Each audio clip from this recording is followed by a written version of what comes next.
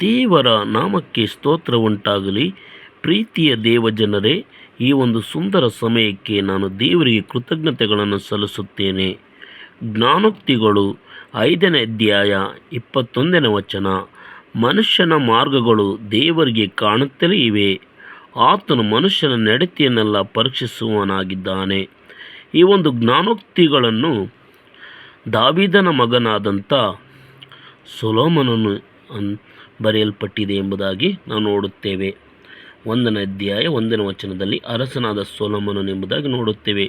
ಜ್ಞಾನೋಕ್ತಿಗಳು 10ನೇ ಅಧ್ಯಾಯ 1ನೇ ವಚನದಲ್ಲಿ ನೋಡುತ್ತೇವೆ ಅರಸನಾದ ಸೊಲೊಮೋನನು ಎಂಬುದಾಗಿ.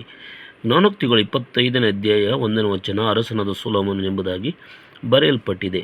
ಪ್ರೇರಿಯಲ್ಲಿ ದೇವರ ವಾಕ್ಯ ನಮಗೆ ಕಲಿಸಿಕೊಡುತ್ತದೆ. ಈ ಅರಸನಾದ ಸೊಲೊಮೋನನು ಈ ಒಂದು ಜ್ಞಾನೋಕ್ತಿಗಳನ್ನು ಕ್ರಿಸ್ತಪೂರ್ವ 900ರಿಂದ 700 ಬರೆಯಲ್ಪಟ್ಟಿದೆ ಎಂಬುದಾಗಿ ವೇದ ಪಂಡಿತರು ಹೇಳುವವರಾಗಿದ್ದಾರೆ.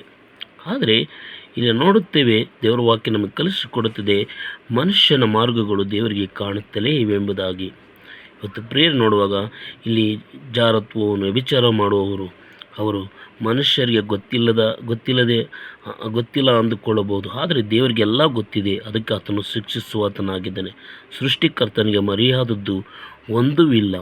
ಅದಕ್ಕೆ ದೇವರ ವಾಕ್ಯ ಹೇಳುತ್ತದೆ, ಜ್ಞಾನೋಕ್ತಿ 28ನೇ ಅಧ್ಯಾಯದಲ್ಲಿ, ದೋಷವನ್ನು ಮುಚ್ಚಿಕೊಳ್ಳುವವನಿಗೆ ಶುಭವಾಗದು, ಆದರೆ ಅದನ್ನು ಒಪ್ಪಿಕೊಳ್ಳುವವನಿಗೆ, ಪಶ್ಚಾತ್ತಾಪ ಪಡುವವನಿಗೆ ದೇವರು ಕರುಣಿಸಿ ಆತನು ಮನ್ನಿಸುವ ಆತನಾಗಿದ್ದಾನೆ. ನಾವು ಹಾಗೂ ಸತ್ಯ ಮಾರ್ಗದಲ್ಲಿ ನಡೆಯುವಾಗ ದೇವರು ನಮಗೆ ಶುಭವನ್ನು ಅನುಗ್ರಹಿಸುವ ಆತನಾಗಿದ್ದಾನೆ. ನಾವು ದೇವರ ದೃಷ್ಟಿಗೆ ಯಥಾರ್ಥವುಳ್ಳವರಾಗಿ ಪರಿಶುದ್ಧತೆಯಲ್ಲಿ ಸತ್ಯತೆಯಲ್ಲಿ ನಾವು ಮುಂದೆ ನುಗ್ಗಬೇಕು. ಏಕೆಂದರೆ ದೇವರ ಕಣ್ಣುಗಳು ಯಾವಾಗಲೂ ನಮ್ಮನ್ನು ನೋಡುತ್ತಲೇ ಇರುತ್ತವೆ. ನಾವು ಅಂತರಂಗದಲ್ಲೂ ಬಹಿರಂಗದಲ್ಲೂ ಸರಿಯಾಗಿ ನಾವು ಜೀವಿಸಬೇಕು. ಒಂದು ಸಾರಿ ಯೇಸು ಸ್ವಾಮಿ ಆತನು ಯೆಹೂದ್ಯರ ಪರಿಸರನ್ನು ನೋಡಿ, ಈ ಮನುಷ್ಯರು ನನ್ನನ್ನು ಬರೀ ತುಟಿಗಳಿಂದ ಸನ್ಮಾನಿಸುತ್ತಾರೆ, ಇವರ ಹೃದಯವು ನನ್ನಿಂದ ಬಹಳ ದೂರವಾಗಿದೆ ಎಂಬುದಾಗಿ ಅವರ ಕಪಟತನವನ್ನು ಯೇಸು ಸ್ವಾಮಿ ಖಂಡಿಸುವುದನ್ನು ನೋಡುತ್ತೇವೆ. ಯೇಸು ಸ್ವಾಮಿಗೆಲ್ಲ ಗೊತ್ತಿತ್ತು, ಆತನು ದೇವರಾಗಿದ್ದನು, ಅವರ ಹೃದಯಗಳನ್ನು ತಿಳಿದಾತನಾಗಿದ್ದನು. ಈ ದಿನದಲ್ಲಿ ನಮ್ಮನ್ನು ಕೂಡ ಆತನು, ನಮ್ಮ ನಡತೆಗಳನ್ನು ಕೂಡ ಆತನು ಪರೀಕ್ಷಿಸುವ ಆತನಾಗಿದ್ದಾನೆ.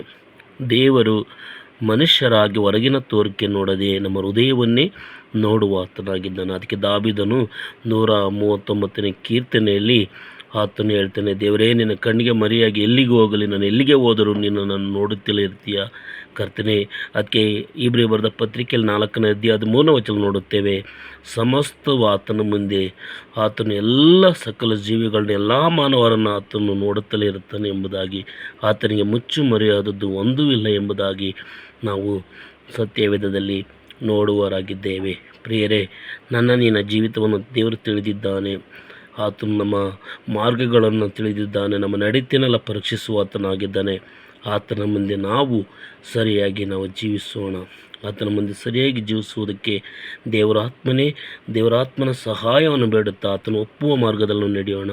ಅದಕ್ಕೆ ದಾವೀದನು 25ನೇ ಕೀರ್ತನೆ 4ನೇ ವಚನ ಹೇಳ್ತೇನೆ, ದೇವರೇ, ನಿನ್ನ ಮಾರ್ಗಗಳನ್ನು ನನಗೆ ಕಲಿಸು, ನೀನು ಒಪ್ಪುವ ಮಾರ್ಗದಲ್ಲಿ ನನ್ನ ನಡೆಸು ಎಂಬುದಾಗಿ ಆತನು ಕೇಳಿಕೊಳ್ಳುತ್ತಾನೆ. ಅದೇ ಕೀರ್ತನೆಗಳಲ್ಲಿ 139ನೇ ಕೀರ್ತನೆಯಲ್ಲಿ 24ನೇ ವಚನದಲ್ಲಿ, ನಾನು ಕೇಡಿನ ಮಾರ್ಗದಲ್ಲಿದ್ದೇನೆ, ಏನು ನನ್ನ ಸನಾತನ ಮಾರ್ಗದಲ್ಲಿ ನಡೆಸು ಎಂಬುದಾಗಿ.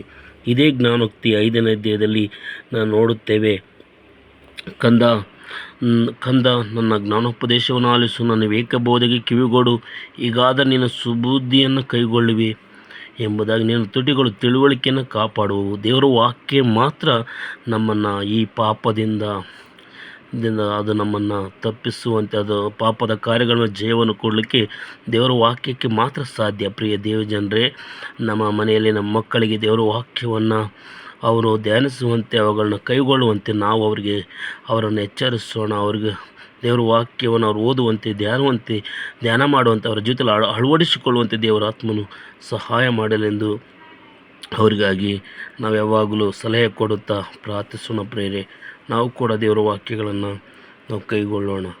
ಆದ ಕಾರಣ ಪ್ರಿಯರೇ, ಅದಕ್ಕೆ ದೇವರಿಗೆ ಮುಚ್ಚುಮರೆಯಾದದ್ದು ಒಂದೂ ಇಲ್ಲ. ಆತನು ಎಲ್ಲ ಮಾನವರನ್ನು ನೋಡುತ್ತಲಿರ್ತಾನೆ. ಆದ ಕಾರಣ ನನ್ನ ಮಾರ್ಗಗಳು ಆತನಿಗೆ ತಿಳಿದೇ ಇವೆ.